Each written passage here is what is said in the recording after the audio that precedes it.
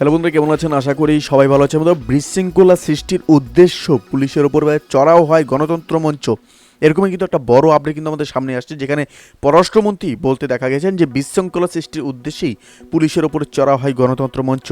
অবশ্যই বন্ধুরা, বিস্তারিত আমরা আলোচনা করবো এই বিষয়ে। তার আগে আপনি যদি এই চ্যানেলে নতুন হয়ে থাকেন, অবশ্যই চ্যানেলটিকে সাবস্ক্রাইব করে বন্ধুরা আমাদের পাশে থাকুন। এরকম নিত্য নতুন রাজনৈতিক এবং সর্বশেষ যে আপডেটগুলি এগুলি আমরা কিন্তু এই চ্যানেলেই বিস্তারিত আলোচনা করে থাকি।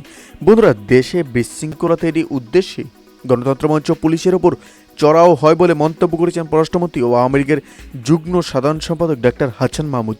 তিনি বলেছেন যে দেশে একটি শান্তিপূর্ণ নির্বাচনের পর আওয়ামী লীগ সরকার গঠন করেছে।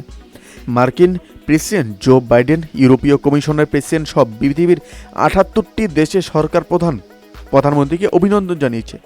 জাতিসংঘ, কমনওয়েলথ, ওআইসি সহ বিভিন্ন পৃথিবীর 32টি আন্তর্জাতিক সংস্থা বর্তমান সরকারকে অভিনন্দন জানানো দেখে গণতন্ত্র মঞ্চ প্রতিহিংসা পরায়ণ হয়েই কিন্তু বুধবার বিশৃঙ্খলা সৃষ্টির অপচেষ্টা চালায়, এরকমই কিন্তু অ্যালিগেশন লাগিয়েছেন এবার আমাদের আওয়ামী লীগের ডক্টর হাছান মাহমুদ।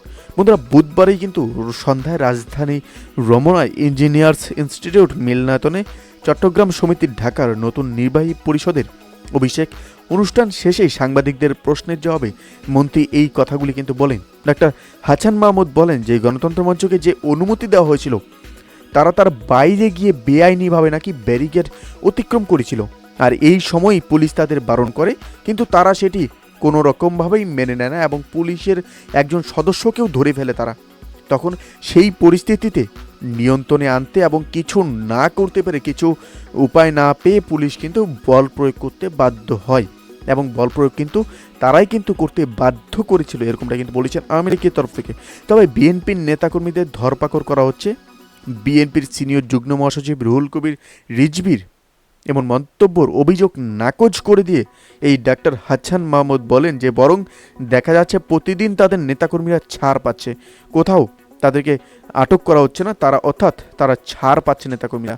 এরকমটা কখনোই অ্যালিগেশন লাগানো ভুল হবে যে বিএনপি নেতাকর্মীদের আটক করা হচ্ছে, এরকমটা ডাক্তার হাছান মাহমুদ বলেন। বন্ধুরা, এই বিষয়টিতে আপনারা কি নজরে দেখছেন এবং এই বিষয়ে আপনাদের কি মতামত সেটি আমাদের অবশ্যই কমেন্ট করে জানাতে ভুলবেন না। ভালো থাকবেন বন্ধুরা, সুস্থ থাকবেন, ধন্যবাদ।